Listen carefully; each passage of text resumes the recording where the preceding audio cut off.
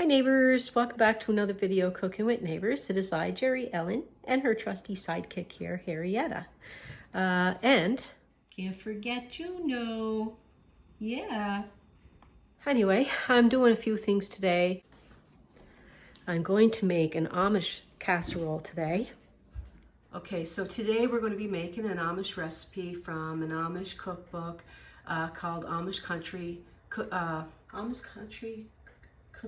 Yeah, it's printed in 2008, and I thought I'd share this recipe with you. I know that my family has enjoyed it over many times, and anyway, I'll put on my whiteboard here.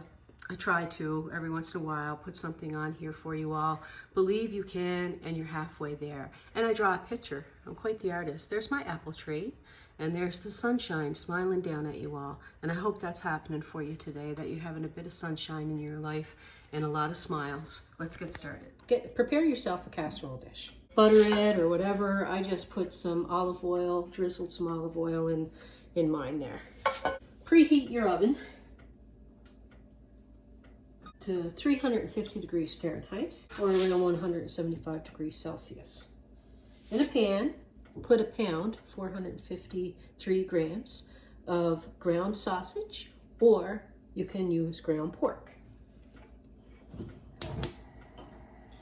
I recommend if using ground pork, it doesn't say this in the recipe, it just says ground sausage or ground pork, and brown it up. But with sausage, got a lot of flavoring in it. It has a lot of seasonings and things throughout it, and it has a lot of flavor. Where ground pork is pretty plain, so put some of your favorite seasonings on it. You know, garlic powder or what have you. And as you're, I'm just going to break it apart.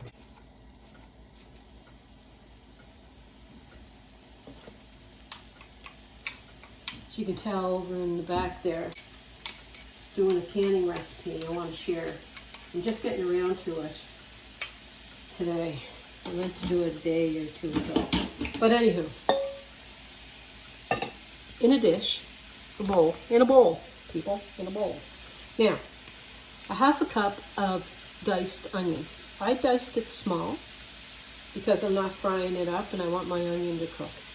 Okay, it just says, it doesn't say to fry it in there. So I'm assuming that they want the water to release into the casserole dish from the onion. So I just always dice it up really small so that it cooks. So I don't end up with heartburn. Or you can fry it in there. I've done that too. I fried it up with my meat. I've done that too. But I'm sticking more to the recipe for y'all. Welcome, by the way.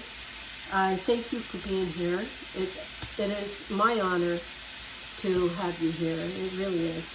I really do appreciate y'all. More than you know. Get yourself a can of cream of mushroom soup, but if you don't like cream of mushroom, use cream of whatever your heart desires. I ain't going to judge you. This is undiluted.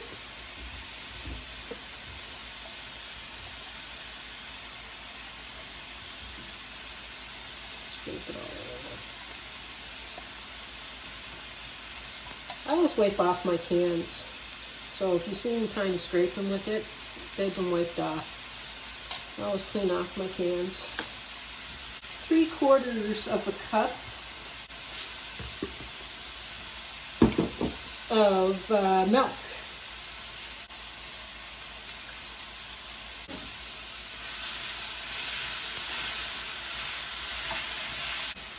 I'm going to put a little bit of pepper in here. It says like 1/4 of a teaspoon.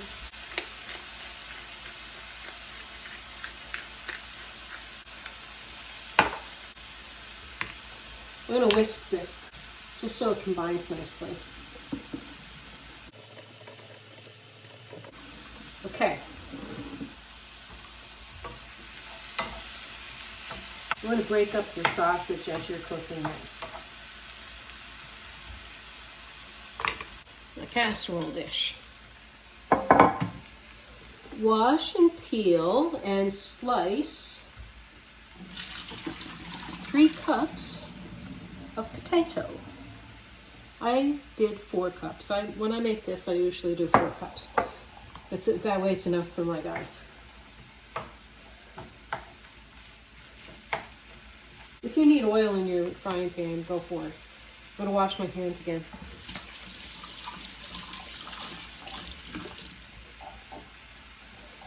I'm going to put half of my potatoes into my casserole dish.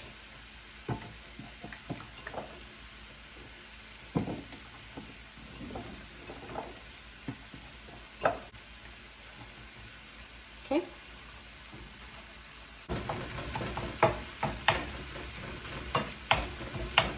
I'm going to give that another few minutes and break it up a bit more.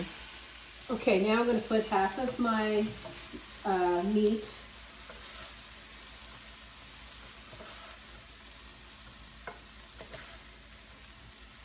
in there.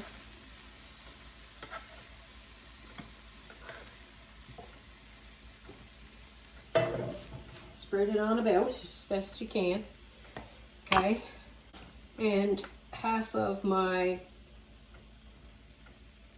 mushroom mix.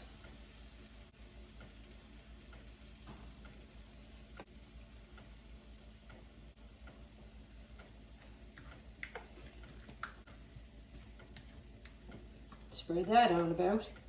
Okay.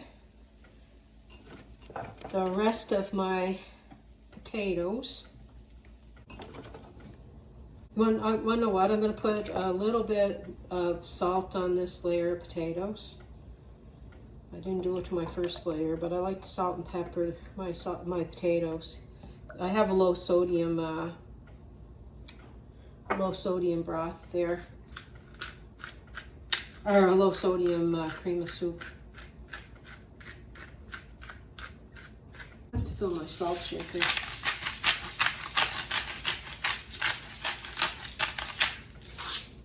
Okay, and then the rest of my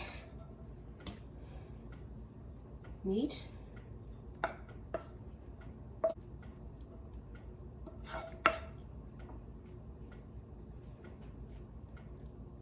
My oven is heated up. The rest of my mushroom mix.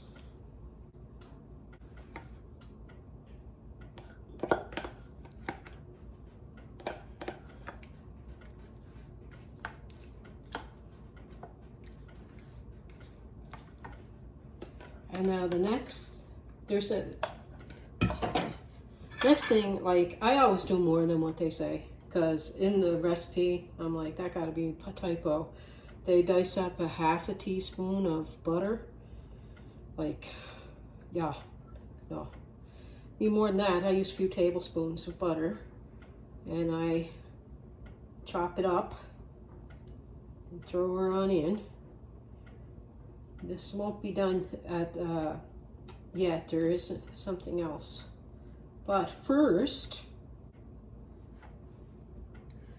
I'm going to just put a titch of, I'm getting the rest of that out. Just a titch of water in it. Not much, probably a tablespoon or so. Just because what not, waste not.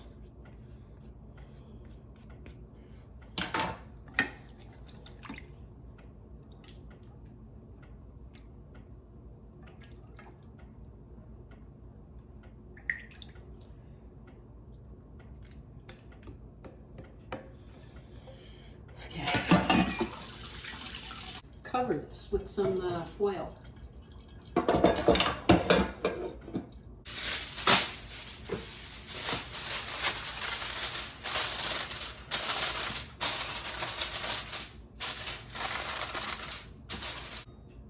We'll pop this in the oven. Okay, neighbors, it's been an hour and 15 minutes later, so an hour and 10 to an hour and 20 minutes, depending on how thick you sliced your potatoes. Just check on them around the hour and 10 mark and see if they're tender enough. And if they're tender enough, you'll go on to the next step.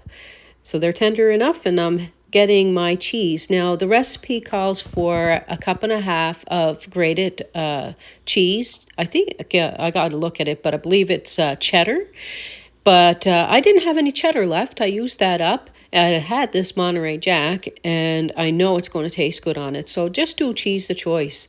Like, I didn't want to run to the store for, the cheddar cheese, because I won't just walk out with cheddar cheese. I'll walk out with something else too. And I didn't want to spend the money since I had this cheese in the fridge. That's what I grabbed. So I'm putting this 1.5 cups. You can do up to 2 cups. I know my cousin Melanie here, she would definitely go to 2 cups. But the 1.5 cups does work. I put my 1.5 cups on top here. And I'm going to put it back in the oven. You want to you don't put the cover back on. You return it to the oven. And you wait until all the cheese is melted, and you'll see all this bubbly goodness happening around the cheese and in the pan. So when everything is hot and bubbly and the cheese is all melted, that probably only take between 5 and 10 minutes, usually. Okay, I took it out. It was all bubbly and hot, and I had this pulled down nice and close to show you all the beautiful casserole. Of course, Jerry didn't have the thing on. Then I scooped up some and I put it on a plate with 2 pieces of corn. So there it is, this hubby's plate, and I'll take a little tasty poo of that 1 second. Okay, I'm just going to take a little plate. Having it with some corn on the cob there, but I think I should have opened up a can of peas. But I'm just going to take a little tasty poo. Just a small. Little tasty poo. And the potatoes are nice and tender. So, first round in. Covered for like an hour and 20 minutes. Hour and 15, something like that. Until your potatoes are pretty much all soft. Well, until they're soft. And then you take it out, put the cheese on, and put it back in until the cheese are bubbly. Until everything's bubbly and the cheese is melted. And I took it out, and you can see all the bubbliness, but I didn't have the camera on.